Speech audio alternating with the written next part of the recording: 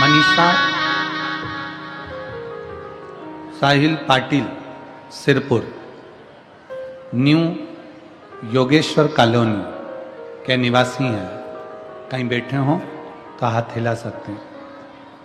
मैं मनीषा सलील Patil Sirpur new Yogeshwar colony, कहीं बैठे हों तो हाथ हिला सकते हैं। हाथ हिलाओ एक बार।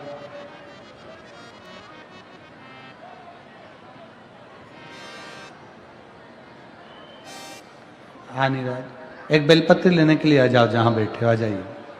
एक बेलपत्र के पेड़ का और एक वृक्ष का और शंकर भगवान की कथा का क्या फल है गुरुदेव?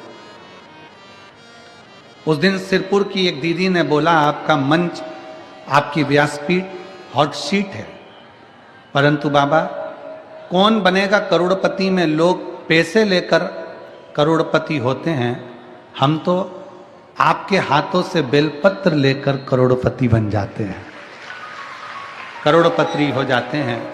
और आपका आशीर्वाद करोड़पति की तरह है गुरुदेव। बाबा मेरे पति सिविल इंजीनियर हैं। कोरोना के काल में, कोरोना के अंतर्गत उनकी जॉब छूट गई। बाबा हम बहुत परेशान हो गए थे। हम मालेगांव की कथा सुनने के लिए गए। आपने कहा बाबा उम्मीद नहीं छोड़ना चाहिए। बाबा से कभी उम्मीद मत छोड़ा। बाबा कभी हमें अकेला नहीं छोड़ता, यह आपकी कथा कहती है कि आप उम्मीद मत छोड़ो। भोले बाबा आपको अकेला नहीं छोड़ता, झोली में देता जरूर है।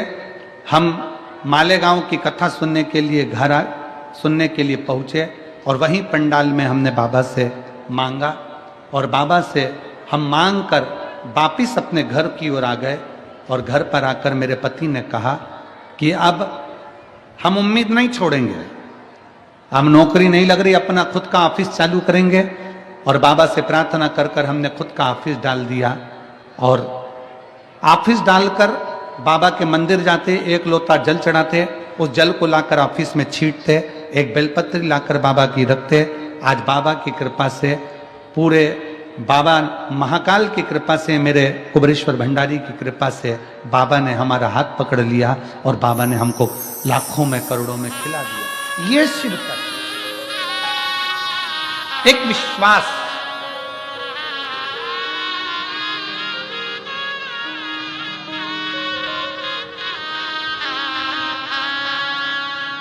एक लाइन अच्छी लिखी है,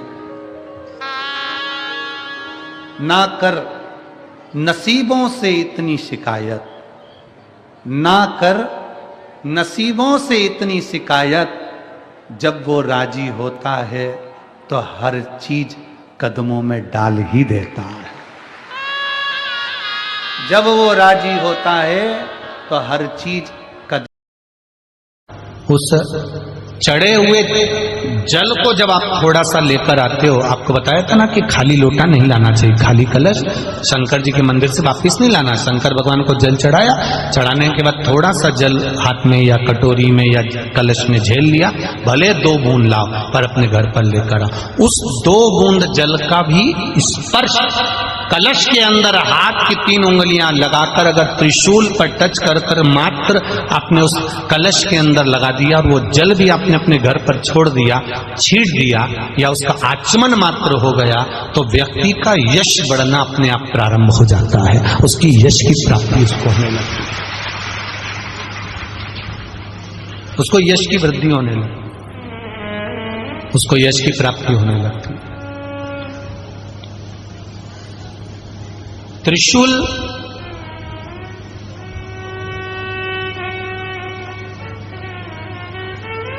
का दान, त्रिशूल का स्पर्श,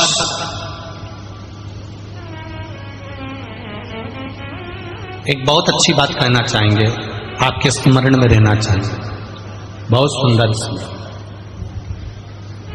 कभी अगर मौका लगे, कभी अगर मौका लगे, और शंकर भगवान का बहुत सुंदर श्रृंगार हो गया, बहुत सुंदर श्रृंगार हो गया, और शिव जी पे माला भी बहुत अच्छी चढ़ी है, बेलपत्र भी अच्छी चढ़ी है, धतूरा भी अच्छा चढ़ा हुआ है, फूल भी अच्छे चढ़े हुए हैं, और आपने देख लिया शिव जी का बहुत अच्छा श्रृंगार हो गया।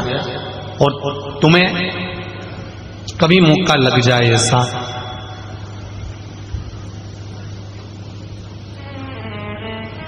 और तुम्हारे पास में एक अच्छी सुंदर सी माला हो पुष्प की, तो आप पुजारी जी को या पंडित जी को कह दो, या पंडित जी मान नहीं हो, शिव जी का अच्छा श्रृंगार हो गया हो, तो वो माला केवल त्रिशूल की, जो त्रिशूल है उस त्रिशूल पर ही उस माला को अगर आपने केवल टांगी दिया तो भी आप उन्नति की सीढ़ी पर आगे बढ़ना प्रारंभ कर देते हो।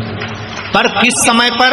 जब भगवान का पूर्ण श्रृंगार हुआ, पूर्ण श्रृंगार शिव जी का हो गया और माला तुम्हारे हाथ में है, और तुमने देखा भगवान का श्रृंगार हो गया। अब शिव जी पे अगर माला चढ़ाऊंगा और श्रृंगार गिर जाएगा तो उस माला को आप अपने यश प्राप्ति के लिए, अपने आनंद के लिए, अपनी उन्नति के लिए आप उसको त्रिशूल पर चढ़ा सकते। लंका का राजा रावण, आप लोगों में कितने लोग मोटरसाइकिल से चलते हैं? कितने लोग मोटरसाइकिल? जब पार्थिव शिवलिंग की स्थापना करने के लिए गया तो अपने सिर के मुकुट को जमीन पर रखकर गया। 4 व्हीलर गाड़ी चला लेते हैं, तो किसी गाड़ी चलाते हो, 2 व्हीलर सिंहासन पे अपने मुकुट को रखकर नहीं गया।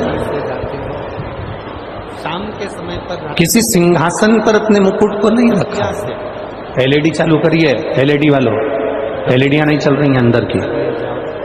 दतिया से या झांसी के लिए जाओ, किसी दतिया से ओरछा के लिए जाओ, जब तुम्हारी मर्जी पड़े एलईडियां चालू करो अंदर की, एलईडियां बंद पड़ी हैं।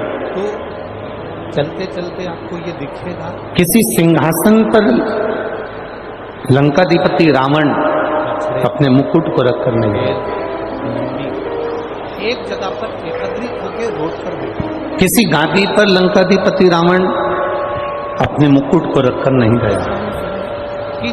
लंकाधिपति रावण जब पार्थिव शिवलिंग के निर्माण के समय पर गया, प्राण प्रतिष्ठा करने के समय पर गया, तो लंकाधिपति रावण कभी अकेले अपने अहंकार के मुकुट को जमीन पर रखकर गया, भूमि पर।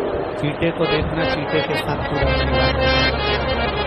जलाशय में मछली को देखना, मछली के साथ में पूरा करना, और जो ये भूमि पर रखा, बकरी को देखना, बकरी के साथ। अहंकार जितना नीचे होगा उतना आप उन्नति की सीढ़ी पर चढ़ते चले जाओ। के साथ पूरा परिवार।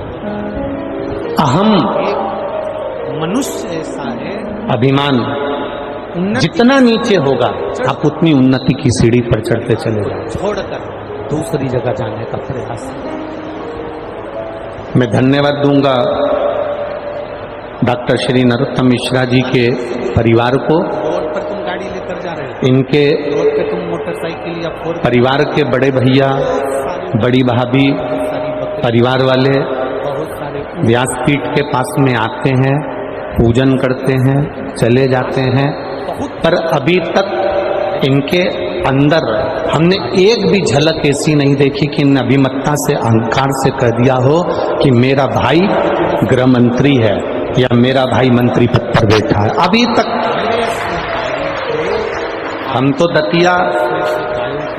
दतिया हमारा इधर आना हुआ नहीं, हम तो पहली बार दतिया में आए हैं और पहली बार हमारा बहुत सारी है मिश्रा जी के परिवार से भी मिलना हुआ, पहली बार। बीच में से गाड़ी को पर कोई अभिमान नहीं, कोई अहंकार नहीं, कोई अभिमत्ता नहीं। भेड़ बहुत सारी है, उन भेड़ में से गाड़ी को एक साधारण सा जो व्यक्ति होता है ना, वो अकड़ में कह देता है तुम मुझे जानते नहीं हो।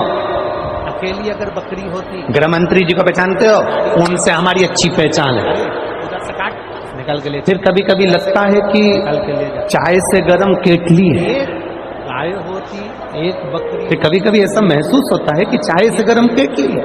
वो तुरंत कह देते तुम हमें जानते नहीं, हमारी पहचान मंत्री जी से है, हमारी पहचान उनसे है, हमारी पहचान उनसे है। पर सीखना चाहिए।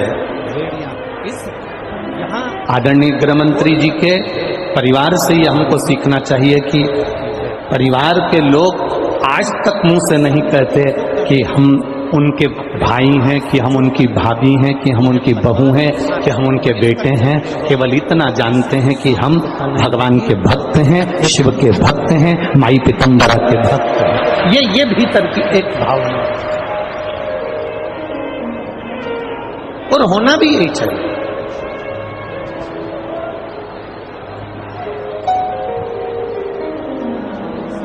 भगवान की अविरल भक्ति को पाने के लिए कोई अभिमान की जरूरत नहीं पड़ती। लंका